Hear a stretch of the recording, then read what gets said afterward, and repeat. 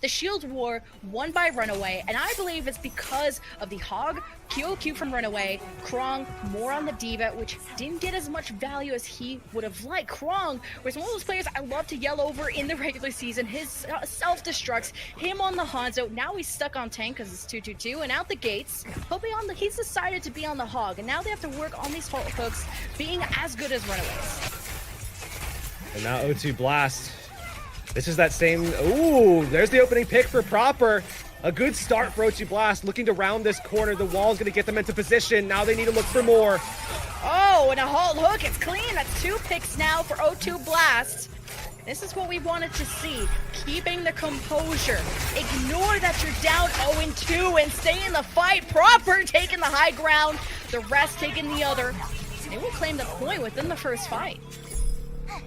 So now O2 Blast, this is a good start for them here, right? I mean, Runaway now, you're gonna see them backing off. Got those later respawns here, so we'll see them looking to try to secure that high ground positioning.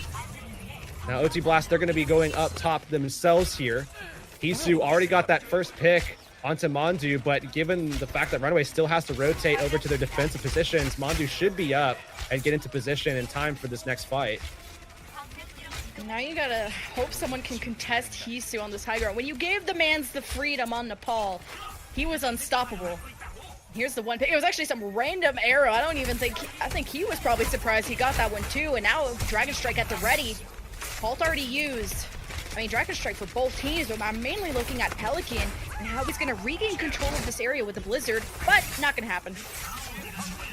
So QOQ looking to stabilize Runaway here. The halt goes out, but the hook not yet ready. In fact, QOQ gets sent in, but the immortality saves them for now. Ooh, pretty nice shot. At least they've kept themselves there, and O2 Blast now stuck at a choke point. With Pelican getting picked, now they're just working on the Blizzard. Now Dragon Strike at the ready. Runaway coming up with these options, but O2 is firing first. The Blizzard goes down from Pelican, and Runaway seems to be stable for now. Well, the Blizzard had caught a few, but Supercharger and everyone was staying safe. O2 Blast using the Transcendence. They have Ant Matrix. They have a chance. Runaway down by 1. What kind of advantage can O2 Blast really create? It's contesting this high ground. Proper does just that, taking care of Hisu. But O2 Blast not really safe yet. Their supports are taking hits.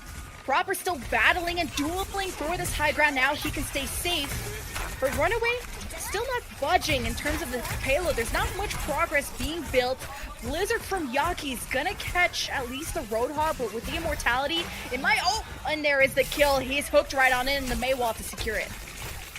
Runaway have halted O2 Blast here on Hollywood in the second phase, but O2 on their attack now, looking to try to build up that Dragon Strike, send it through. That's going to open up and clear that space from Runaway. They can start pushing forward, and behind that, look for some of those isolations, get those picks, the halt hooks coming out. The same kind of thing that opened things up for them on that first point. They have to have a repeat. O2 Blast, though, they have the damage advantage, and they take care of it. There's one down. Runaway Immortality Field is done. Proper with 2, and O2 Blast. Not only probably do they have the high ground, you can see Proper does. Gonna hold on to that Dragon. Now they want to carry all this momentum, all the gasoline in the tank to get to point B, because this will be a critical fight for them to win. They cannot lose it here. It's so much time for them to work themselves back to this point. They've got to have confidence here. Their economy just looks so good. O2 Blast now in position to take point B. Runaway have to go through a choke to actually contest this point, and O2 Blast could lock them down. Oh, and as Runaway come out the left door, the Dragon is there to meet them. They're forced to use the Transcendence early. So O2 Blast even just zone off that area even more with a Blizzard. Runaway just can't even touch the cart. They're sitting there watching, and that's just not the position you want to be. Now they have to rotate at the front. QOQ is caught off guard. Krong sneaks up on him. And that's a great first pick for O2. Runaway caught rotating away. At least they only lost 1. And now make it more. This is O2 Blast outplaying Runaway. And you can see they're just focused in O2 Blast at the moment. They have so much time on their hands at the moment. And now O2 Blast, you can see them setting things up. Everything is working well. I mean, the synergy between Kaiser and Krong is looking a lot better. There's been, yes, a hiccup here and there in the second phase, but first point and ending there, they have looked very, very cohesive. A bit of a Shield War 1 here from O2 using that whole hog, but Runaway still chilling. They got a Supercharger too. Mortality used early from O2. Kind of trying to regenerate their health pools, regain the positioning. Runaway, they're in the driver's seat. They got the Blizzard and the Dragon Strike and more. Now Proper unleashing the Dragon, sending it forward, is going to be able to push the Orisa back. They're able to claim that space away from their opponents. Runaway backed off, and there's a pick. And the Dragon Strike actually forced the Transcendence early from O2 Blast, and Krong is now in control of this Hog matchup. That's what I wanted to see, him step up to the plate against QOQ. There's a VIP parking lot mag with 2, though. This is how Runaway slowed down the pace, but Runaway has to touch. Is someone there? Oh my god, there's a Hammond just in time, but only QOQ is there to contest it. Someone in the back, maybe an Immortality, maybe something, but O2 Blast carry all that momentum to finish the map. That looked so much better for O2 Blast. They were almost seamless, right? That first pick that we saw come out from Proper, that's what we saw from them on Nepal that made it seem like O2 Blast was going to dominate the matchup. But being able to get that first pick, then solidifying with the halt hook, having that tank line come up really solid, that was what we've been waiting for from O2 Blast ever since we saw that first couple of good looks on Sanctum.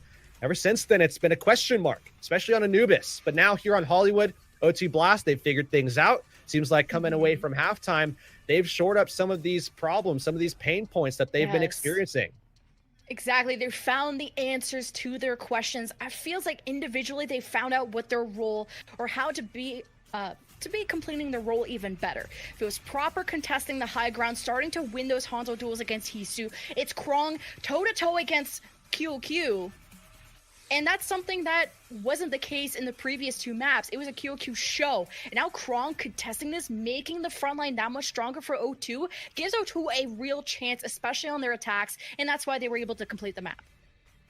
Now it looks like they're going to be fixing Hisu's that's setup. That's the whole computer going away. Yeah, that's the whole computer being taken away, no. the entire tower. And this is literally the Runaway curse. This is the exact same thing that happened last season where Runaway had an issue. They had to run the whole computer away. Oh boy. And this is the exact same thing. And the monitor.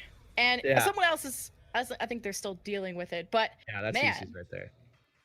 And this is, you could speak about, okay, maybe players don't care about this, but maybe killing a lot of the energy. Runaway, you know, taking the 2 maps with a lot more strength, and then O2 Blast, I mean, with a very good attack there, this pause might kind of slow down the pace here. Yeah, and for everybody at home watching right now, people wondering, that's the whole computer. It's not a problem. the way that this thing that kind of works more often than not is that the computer is a shell. It's there for the performance. The hard drive is what really matters. They can pull the hard drive out. The player's hard drive goes into a new computer, and everything's fine. Everything's fine, chat. But see, if I were the one to be taking my tower out like that, it would take me like at least an hour to find out what wires go into what holes. So I'm glad that there's actually trained people on this, because I wouldn't know what to do with this tower. I'd be like, oh, my computer doesn't work. Well, guess I die now. Yeah, it looks like they are going to be setting things up. They're just getting him logged and signed in, making sure that everything's there. Typically speaking, they do have a couple of things in place to make sure that there isn't any cheating. Obviously, we don't expect that from any of these teams, of course, but they have to set that kind of stuff up before we can get into the game and set everything else up for those players. Yeah, it's tough to go through these tech issues, but I mean, the saving grace, the silver lining is that they're on LAN. So you trade the whole tech issues for you get to play on a stage, you have your fans there, it's probably all pink and maybe some red in the crowd. And I think the whole LAN environment, we've seen even in the homestands how much that adds energy and momentum. I remember like at the Dallas homestand, people were like booing. Like I was there and the boos are so loud. I don't think any sort of housing or soundproof boos will stop how you can hear the crowd on this stage, especially when they're loud booing or loud cheering. And I think a Runaway, feed off a lot of their fans that way. Yeah, I mean, historically speaking, Runaway has definitely fed off of their fans. I will say, though, that I do feel like there has been a sway in recent history. I mean, certainly we do see, back in the day, it was predominantly Runaway. Even going back into the Apex days, it was like everybody loved Runaway. And that was like a huge story coming out of Korea. It was a big narrative talking point and everything. But now I think there definitely is a little bit more diversity in terms of the fans and the communities that are built around some of these teams, and these rosters definitely have built some communities around themselves. I mean, even a team like O2 does have a really, really huge community, a big following for them, and they have a lot of fans here today as well. Yeah. And these replays, this is just, it felt like a light bulb turning on for O2 Blast. They shook off the 2 maps that they lost, and he was proper, just playing so aggressive on the high ground.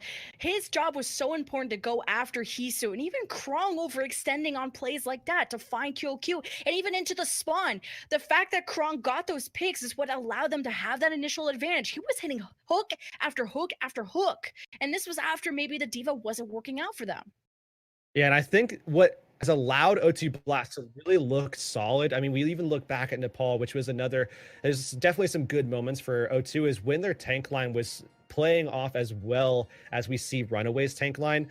Now here in Hollywood, it seems like things are clicking for them once again, and O2 Blast are finding those picks on the front line, allowing some of that pressure to actually be pulled away from their DPS players who throughout this matchup have really been relied upon. I mean, the weight has been purely rested on their shoulders and on their backs.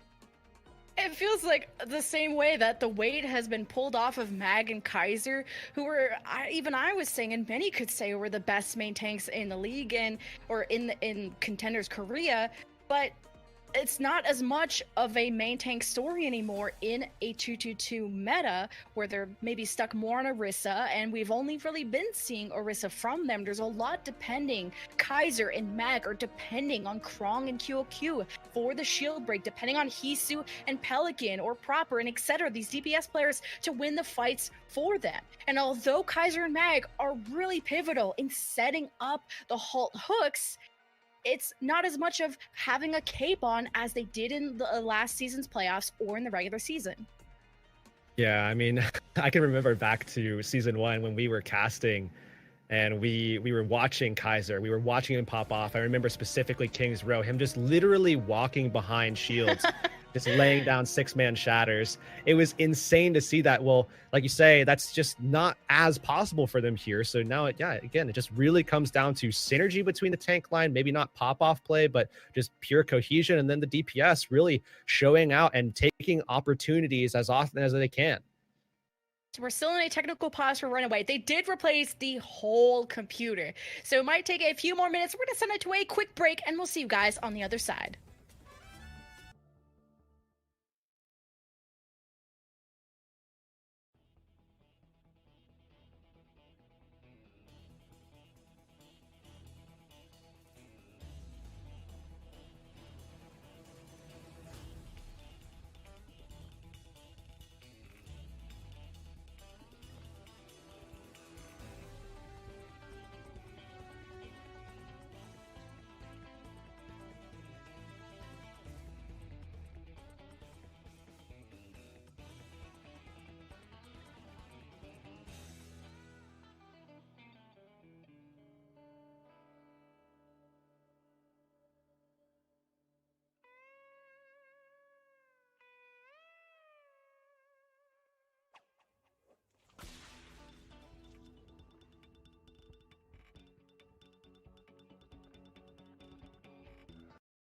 Getting right into map, we're showing you the players were eager to get into this one, and O2 Blast put themselves in a great position. 2 minutes and 28 is what they finished with.